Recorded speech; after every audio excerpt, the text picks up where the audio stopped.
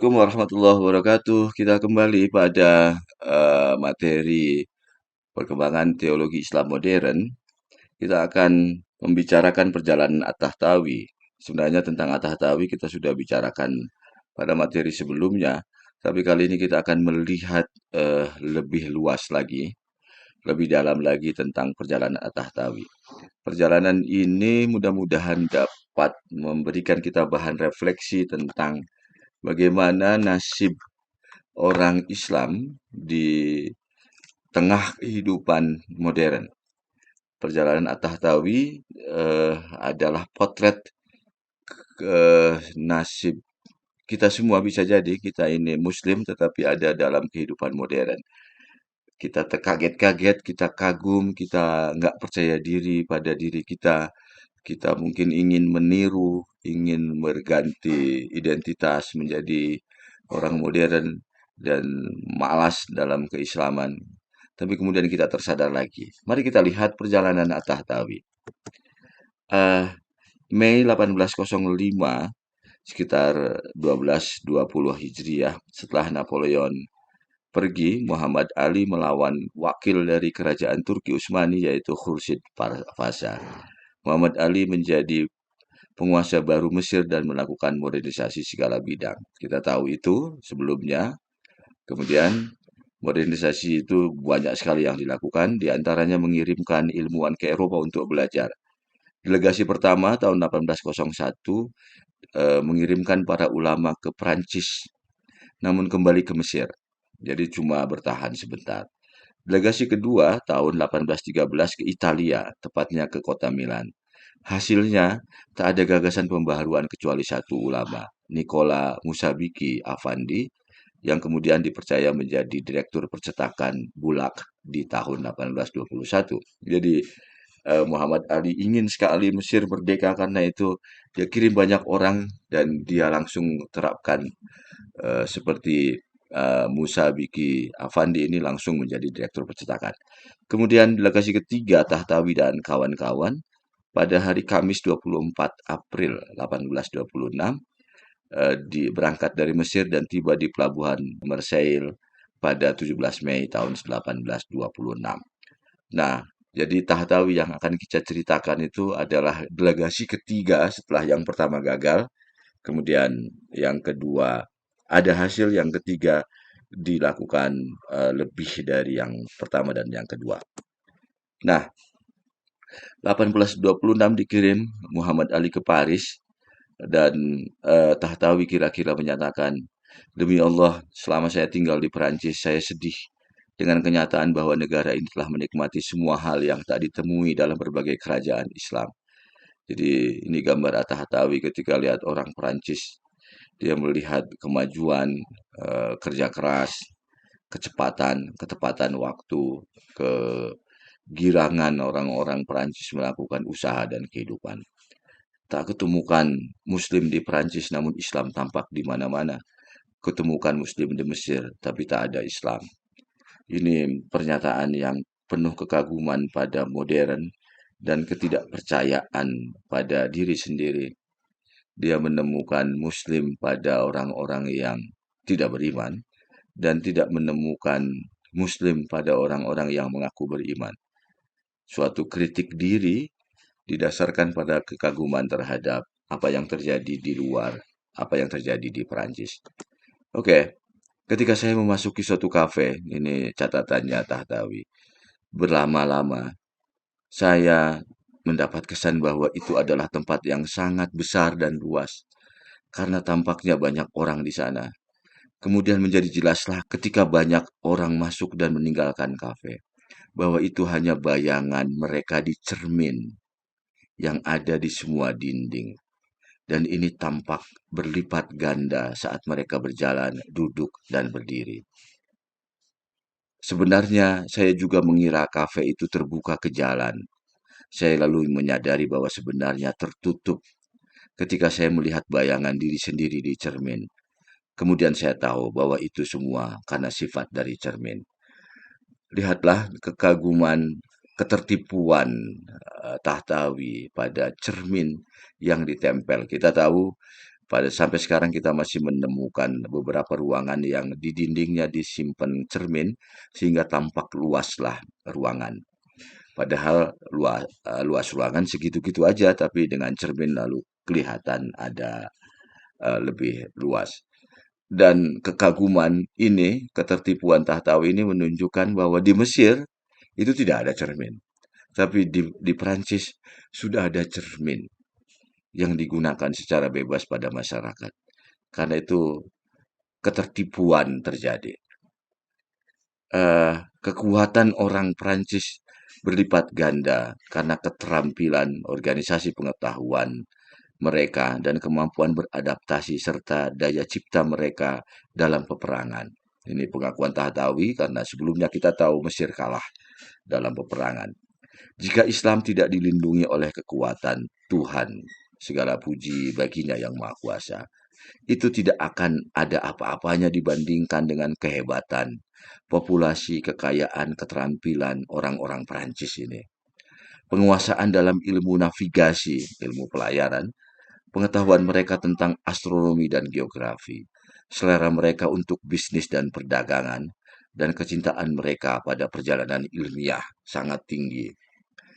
Kekaguman tidak cuma pada benda, pada alat teknologi seperti penggunaan cermin, tetapi kekaguman Tahtawi pada mentalitas orang-orang Perancis yang cinta pada ilmu, yang gemar melakukan penelitian, perjalanan ilmiah, dan seterusnya.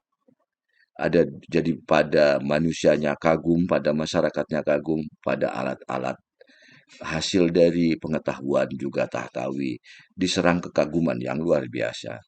Karena itu dia menamai semuanya ini Muslim, walaupun tidak ada Islam.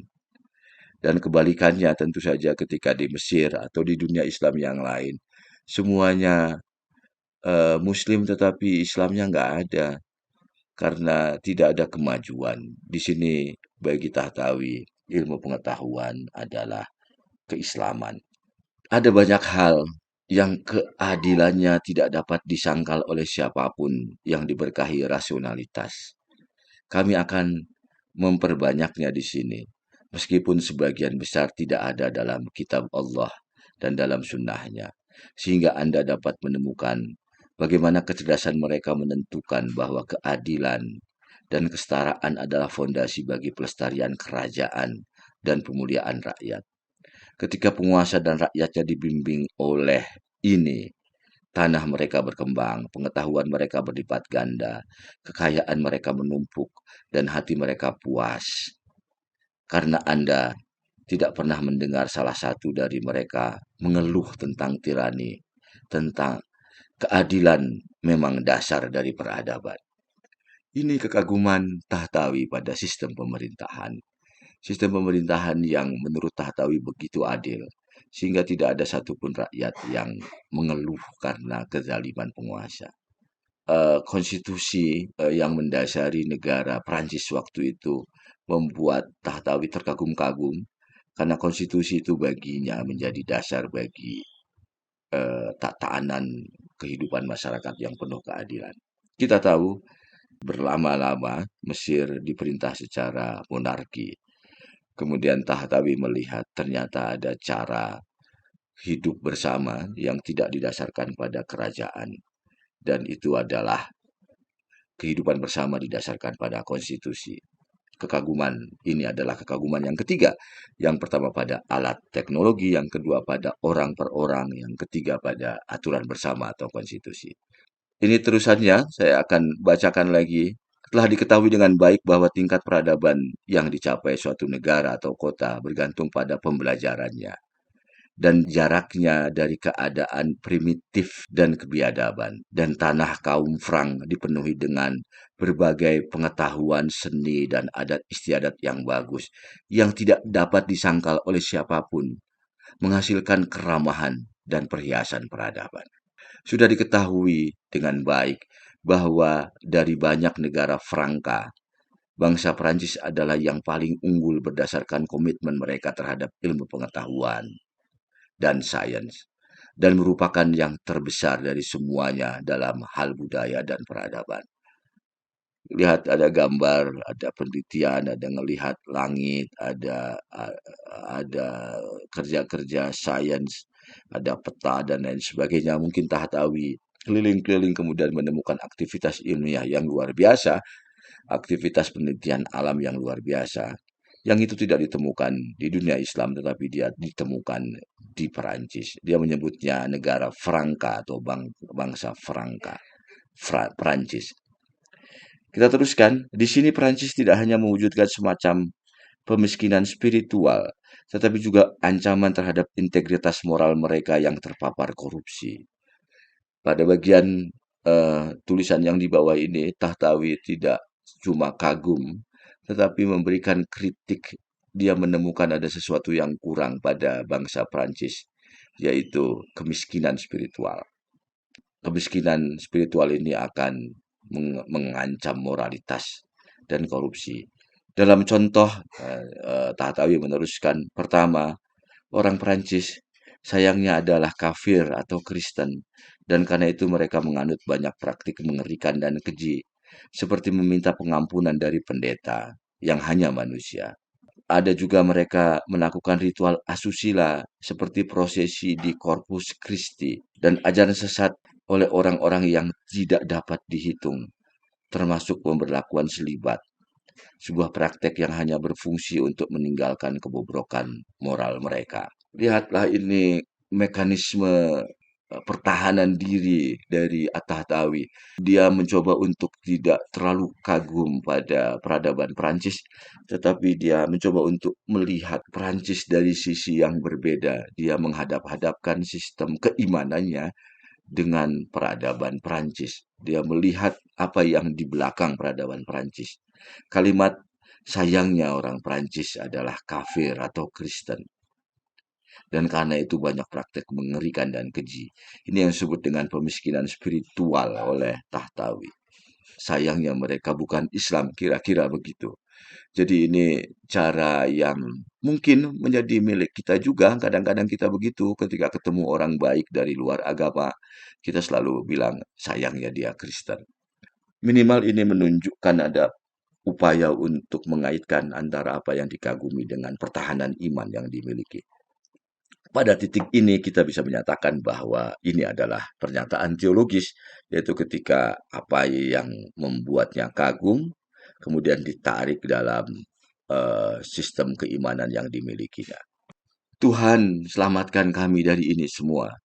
Ini reportasenya siapa At-Tahtawi. Jadi At-Tahtawi memang menulis satu buku yang mencatat perjalanannya itu. Suatu ketika mungkin dia ketemu dengan, dia mengamati banyak orang, di antaranya mengamati para wanita-wanita yang berlalu lalang di jalanan secara bebas, tidak seperti di Mesir. Wanita Perancis luar biasa cantik, menawan, dan bersemangat untuk menyenangkan. Mereka mengikat ikat pinggang tipis di atas pakaian mereka untuk membuat pinggang mereka terlihat ramping dan paha mereka terlihat penuh. Anda bayangkan orang-orang Prancis menggunakan baju, kemudian ada ikat di pinggangnya sehingga eh, pinggul mereka terlihat, kemudian pahanya juga menjadi terbayangkan. Dan dibandingkan dengan perempuan-perempuan di Mesir yang baju mereka ya tanpa ikat yang di pinggang mereka, lurus begitu saja seperti jubah. Ini rupanya menjadi perhatian Tahtawi untuk melihat, untuk membandingkan cara hidup orang perempuan-perempuan di Perancis dan cara hidup perempuan-perempuan di Mesir. Yang luar biasa adalah begitu ikat pinggangnya terpasang, mungkin bagi seorang pria terpancing untuk melingkarkan ke pinggang kecil itu kedua tangannya. Mereka memiliki banyak tipu muslihat seperti itu. Seharusnya seorang pria waspada terhadap wanita. Jadi eh, Tahtawi menganggap ikat pinggang yang memunculkan pinggang itu adalah rayuan para perempuan agar laki-laki terangsang untuk melingkarkan tangannya. Jadi undangan itu. Ini kelihatan sekali bahwa Tahtawi mengarahkan kesalahannya pada perempuan, bukan pada laki-lakinya. Sebagian besar orang Prancis direbut oleh seni cinta gairah mereka adalah tujuan itu sendiri, karena mereka tidak menganggapnya sebagai tujuan lain. Jadi orang-orang Prancis mungkin apa yang kita bayangkan, yang Tahtawi temukan ketika ketemu orang Prancis di antara mereka dengan bebas melakukan hubungan-hubungan percintaan. Dan bagi Tahtawi, hubungannya adalah gairah seksual itu saja, bukan ada tujuan lain. Sementara dalam ajaran Islam kita tahu hubungan seksual itu tujuannya mendapatkan ridho ilahi, tujuannya untuk mempertahankan keturunan dan seterusnya. Nah, di Prancis dia tidak temukan itu. Di sini Tahtawi terlihat mulai membanding-bandingkan antara apa yang dimilikinya dengan apa yang dimiliki orang Prancis. Di antara mereka perzinahan hanyalah catatan atau kejahatan dan bukan dosa utama, terutama dalam kasus orang yang belum menikah. Ini perbandingan antara sistem sosial moral di Prancis dan di Mesir. Pria adalah budak wanita dan berada di bawah kekuasaan mereka. Terlepas dari cantik atau tidaknya mereka, mereka membuat kesalahan dengan menyerahkan otoritas kepada wanita mereka. Ya, itulah komentar Tahtawi terhadap kondisi sosial moral yang ada di Prancis. Ada perbandingan. Karena ada perbandingan, maka ada penilaian. Kalian bisa menilai jika kalian membandingkan. Kalian kalau tidak berani membandingkan, kalian tidak akan bisa menilai. Maka tirulah untuk coba membandingkan dengan jujur apa yang kalian lihat, kalian alami dengan sisi lain, bisa dengan teori, bisa dengan pengalaman sebelumnya. Tahtawi jatuh cinta pada konstitusi modern negara Perancis dan menerjemahkan 74 pasal konstitusi Perancis 1814. Kata dia, kita harus menyertakan konstitusi ini sehingga Anda melihat bagaimana kecerdasan mereka telah menyimpulkan bahwa keadilan dan kesetaraan adalah cikal bakal peradaban sebuah kerajaan, kesejahteraan rakyatnya, serta bagaimana penguasa dan rakyatnya dipandu oleh konstitusi ini. Hingga negara mereka mencapai kemakmuran, pengetahuan mereka meningkat, kekayaan mereka bertambah, dan hati mereka terpuaskan. Semua itu tidak dapat ditemukan dalam Al-Quran maupun dalam Sunnah. Sangat berani ya Tahtawi menyatakan bahwa konstitusi yang menciptakan keadilan, kemakmuran, kesetaraan itu tidak ditemukan dalam Al-Quran dan Sunnah. Tapi itulah yang terjadi pada Tahtawi. Tahtawi menginginkan konstitusi itu ada di negerinya. Konstitusi modern bagi Tahtawi mendorong semua orang untuk bebas mengekspresikan pendapat, pengetahuan, dan perasaannya. Semua orang bisa menerbitkan pandangan mereka secara setara, baik para penguasa maupun rakyat jelata. Ada kebebasan di situ. Dan itu yang diinginkan Tahtawi untuk negara-negara Islam. Orang Prancis memiliki minat dalam segala bidang seni, ilmu pengetahuan, dan telah mendirikan universitas dan akademi yang didedikasikan untuk belajar. Kecintaan terhadap sains ini tidak terbatas pada cendekiawan profesional yang berkembang di Paris, tetapi lebih merupakan sentimen yang dimiliki oleh semua warga negara. Orang Prancis memiliki kecenderungan alami untuk melakukan pembelajaran dan keinginan untuk mengetahui segala sesuatu. Tahtawi melihat ada masyarakat pengetahuan di Paris. Dia pasti merasa kagum dan membayangkan jika itu terjadi di negaranya. Artinya, dengan kata lain, dia menganggap konstitusi yang ada di Mesir yang didasarkan pada syariat Islam tidak menghasilkan masyarakat seperti itu. Tahtawi kemudian menegaskan pentingnya rakyat dapat mengakses media, karena bahkan rakyat jelata sekalipun mungkin bisa memikirkan sesuatu yang tidak terpikirkan di dalam benak orang-orang penting. Media bagi Tahtawi adalah pilar bagi demokrasi. Tahtawi pada buku Anwar Taufik fi Jalil fi Akhbar Misr wa Tautik Bani Ismail bertanya, bagaimana Mesir, sebuah peradaban yang pernah berdiri di garis depan sains, seni, dan militer, tertinggal begitu jauh di belakang Eropa? Bagaimana bisa terjadi pasukan ekspedisi Prancis dapat dengan mudah mengalahkan pasukan Mamluk yang kuat dan dalam waktu singkat menaklukkan seluruh Mesir?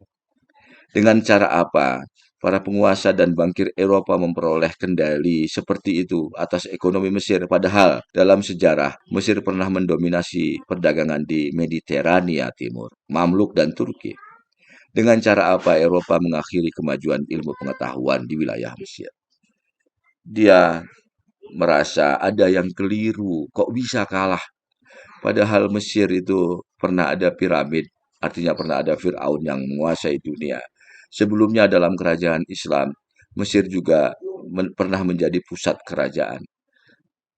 Ada Mamluk, ada dinasti lainnya, ada Fatimiyah yang membangun Al-Azhar.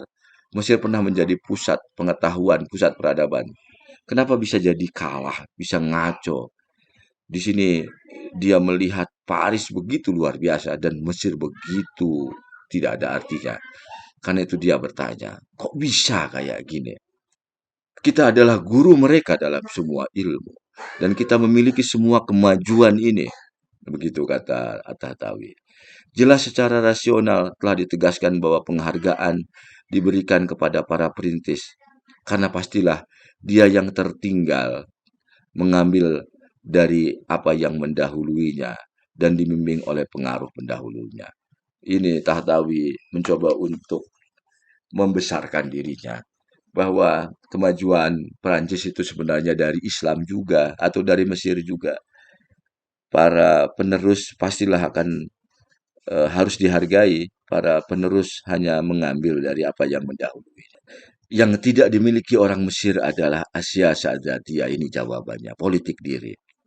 Sesuatu yang membuat manusia menguasai tubuhnya sendiri, dirinya sendiri. Jika seseorang tidak dapat memerintah dirinya sendiri, maka ia tidak dapat melayani maslahah. Sehingga peradabannya akan runtuh, ilmu pengetahuan akan layu, politik akan mandek, dan negara akan jatuh. Yang dibutuhkan Muslim Mesir adalah inspeksi individu atas tindakannya, keadaan, kata-kata, karakter, dan keinginannya, dan kontrolnya atas mereka dengan kendali atas argumentasinya. Manusia harus menjadi dokter bagi dirinya sendiri. Tahtawi lalu membayangkan bahwa yang kedua setelah perbaikan konstitusi adalah cara manusia muslim menganggap dirinya sendiri, yaitu menjadi pusat bagi dirinya sendiri. Dia menyatakan ini semua harus ada siasa azatiyah, strategi diri dalam mengelola diri yang bebas, yang berani berpikir sendiri, seperti tema dalam modern. Tahtawi kemudian merumuskan 5 kebebasan yang harus ada dalam masyarakat Muslim.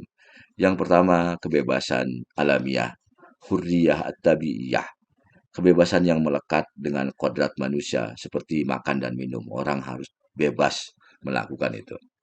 Kemudian yang kedua, kebebasan perilaku, hurriyah sulukiyah, berperilaku baik dalam kehidupannya sehingga mendatangkan ketentraman diri dan masyarakat. Jadi semua orang boleh bebas melakukan berperilaku yang baik.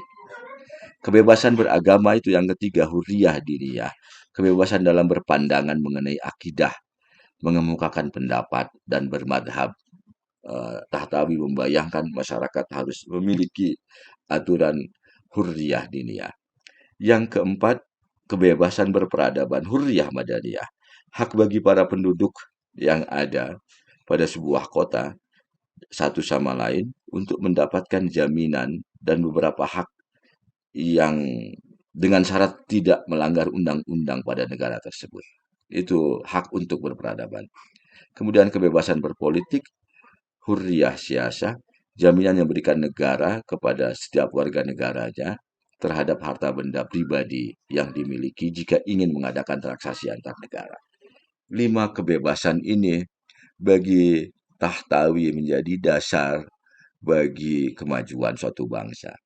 Jadi setelah secara individu itu sudah melakukan asya sa'adatiyah, maka masyarakat harus diatur oleh konstitusi yang memberikan 5 kebebasan ini. Ini bayangan Tahtawi yang luar biasa. Dia ingin mengubah negaranya yang didasarkan Islam dengan dasar-dasar ini. Kemudian yang kedua, yang ketiga yang dilakukan At-Tahtawi adalah Tahtawi setelah pulang dari Paris, dia menggagas pendidikan Islam modern. Dia mulai membuat pendidikan yang bertingkat, ada ibtidaiyah, ada sanawiyah, ada aliyah. Dia membuat eh, tahapan-tahapan pendidikan. Tingkat ibtidaiyah bagi Tahtawi itu hak semua lapisan masyarakat memiliki pendidikan ini, mengalami pendidikan ibtidai ini, baik anak pejabat kaya miskin. Materi ajar pada tingkat ibtidaiyah ini adalah baca tulis yang bersumber dari Al-Quran, dasar-dasar ilmu hitung dan teknik, fikih, serta ilmu nahwu. Semua ilmu ini, disiplin ilmu di ibtidaiyah ini banyak dibutuhkan manusia pada umumnya. Jadi ibtidaiyah adalah hak semua warga. Isinya yaitu semua. Isinya adalah baca tulis berdasarkan Al-Quran, ilmu hitung, teknik, fikih, serta ilmu nahwu. Lalu tingkat sanawiyah lebih tinggi dari ibtidaiyah. Ilmu yang diajarkan adalah ilmu matematika bersama cabangnya, ilmu geografi, sejarah, biologi, fisika, mantik, kimia, tata negara, ilmu peternakan, peradaban, dan bahasa asing.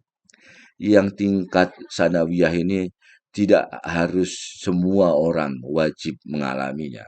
Hanya orang tertentu yang memiliki bakat dan keinginan. Karena ilmu ini adalah ilmu spesialisasi. Lalu tingkat al-aliyah yang dipelajarinya adalah ilmu khusus, ilmu fikih, kedokteran, astronomi, geografi, dan sejarah. Yang lebih spesifik lagi dari ilmu sanawiyah. Tujuan dari tingkat aliyah adalah menjadi mujtahid sekaligus mujadid, menjadi ahli agama sekaligus juga menjadi ilmuwan ilmu umum. Itu kata At-Tahtawi dalam Al-Mursyid Al-Amin lil Banat wal Banin. Ini gagasan pendidikan yang dikemukakan oleh At-Tahtawi. Di Indonesia sebenarnya sudah ada ibtidaiyah, sanawi, dan aliyah, tetapi untuk pendidikan dasar menengah, SD, SMP, SMA. Sementara gagasannya Tahtawi ini lebih dari itu. Tahtawi menginginkan pendidikan dasar itu ibtidaiyah, pendidikan yang semua orang harus lakukan. Sanawiyah itu sudah dikenalkan ilmu-ilmu umum. Kita lihat di situ misalnya ilmu-ilmu agama yang dia usulkan hanya mantik saja, sisanya adalah ilmu umum. Sementara pada tingkat aliyah itu sudah menghubungkan antara ilmu umum dan ilmu khusus. Jadi kalau kita di Indonesia saat ini sedang gandrung-gandrungnya membicarakan integrasi ilmu, kira-kira sebenarnya Tahtawi sudah mengusulkan itu pada tahun 1850-an. Jadi spirit integrasi ilmu atau wahyu mandu ilmu seperti yang di Bandung adalah spirit teologi Islam untuk menanggapi ketertinggalan umat Islam dari sains modern Barat. Kita lihat selanjutnya. Tidak mungkin, kata Tahtawi dalam Mursyid Al-Amin lil Banat wal Banin, tidak mungkin akan diketemukan perkara syar'i kecuali dengan ilmu yang datang dengan Al-Quran. Dan tidak akan diperoleh sebuah ilmu melainkan dengan mengamalkan Al-Quran, serta bersungguh-sungguh dalam mempelajarinya. Tercakup di dalamnya usul furuknya. Barang siapa yang mengaplikasikannya, maka dia telah menginfakkan seluruh jiwa dan waktunya untuk agama. Lalu dia akan mendapatkan dua kebaikan, kebaikan dunia dan akhirat, yang diibaratkan dengan ilmu penghidupan serta ilmu untuk menuju surga. Di sini Tahtawi mengemukakan pentingnya mempelajari dan mengamalkan Al-Quran. Bagi dia, mempelajari dan mengamalkan Al-Quran itu adalah inti dari datangnya ilmu yang lain. Dan untuk itu dibutuhkan orang-orang yang mau membaktikan dirinya untuk mengajar dan belajar Al-Quran. Sementara pada kitab yang lain, At-Tahtawi menyatakan seluruh ilmu itu bermanfaat bagi agama, meskipun ilmu itu tentang perindustrian. Sebab ilmu tersebut mengandung beberapa kaidah dan tema yang menjadi bagian dari ilmu secara keseluruhan.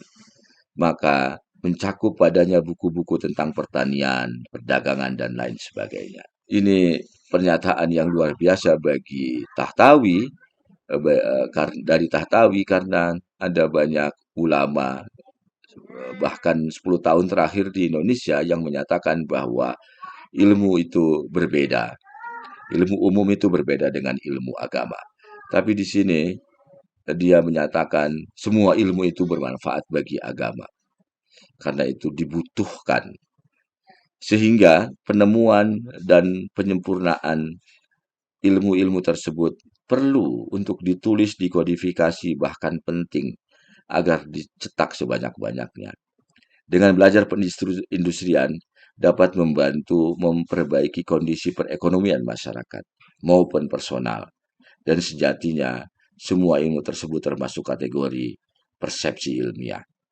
Pernyataan yang luar biasa dari Tahtawi dalam Fil Asr wal Hadis, dia mengemukakan prinsip-prinsip dasar dari integrasi ilmu yang baru tahun 2000-an di Indonesia mulai digaungkan melalui pembukaan IAIN menjadi Universitas Islam Negeri. Kita lihat selanjutnya pandangan Tahtawi tentang negeri. Negeri adalah tempat tinggal manusia, diibaratkan seperti laci yang isinya antara lain adalah masyarakat, keluarga, bahkan rahasia seseorang. Negara adalah tempat di mana kita tumbuh, mengenyam pendidikan, mendapatkan makan minum, menghirup udaranya, dan merasakan anginnya. Kebebasan, kemuliaan, dan kasih sayang seseorang tentu akan dipersembahkan kepada negaranya itu. Begitu pula dengan kerinduannya pada saudara-saudarinya yang sebangsa dan setanah air dengan yang tinggal dengannya. Ini pernyataan Tahtawi yang menarik tentang negara. Negara itu harus bisa mengamankan individu dan masyarakat. Harus bisa membuat individu dan masyarakat mendapatkan apa yang paling dibutuhkannya. Dan pada negara yang memenuhi kebutuhan individu, kata Tahtawi, maka warga negara akan setia karena di dalam negara itu dia mendapatkan kepenuhan dirinya, kebebasan dirinya. Jadi kesetiaan orang per orang di satu negara ditentukan dari pelayanan negara itu dalam mengupayakan kebebasan dan kesetaraan. Kira-kira begitu apa kesimpulan Tahtawi. Oke, itu pemikiran Tahtawi secara umum. Jika kita mau rumuskan dalam kerangka berteologi, maka bagi Tahtawi kenyataan orang beriman dalam kehidupan itu di Mesir masyarakat Muslim kalah oleh Perancis dalam aspek pengetahuan teknologi dan peradaban. Itu masalahnya. Karena itu analisa satu dari situ Tahtawi melihat mungkin ada kemalasan dalam belajar, kurangnya kebebasan, rendahnya etos ilmu. Analisa duanya, padahal Islam itu pemilik dan pencipta peradaban. Harusnya Islam itu memberikan dasar bagi kegiatan giatnya orang belajar, dasar bagi pengetahuan dan lain sebagainya. Orang Islam itu harus berpendidikan dan kritis, begitu kira-kira maunya Tahtawi. Karena itu rumusan jawaban teologisnya bagi Tahtawi dibutuhkan reformasi sistem pendidikan dan media, juga konstitusi negara agar membuat orang Islam bisa memiliki peradaban yang sama dengan Mesir, dengan Prancis. Itu kira-kira jadi keseluruhan apa yang dikemukakan di depan jika dirumuskan dalam kerangka berteologi menjadi seperti pada slide ini. Ini Tahtawi sedang mengajar ngaji anak-anaknya. Dia mengajar ngaji seperti itu, mengajar membaca buku, dia membaca buku, lalu yang lainnya mendengar dan bertanya. Ini yang dilakukan At-Tahtawi sampai akhir hayatnya. Terima kasih. Assalamualaikum warahmatullahi wabarakatuh.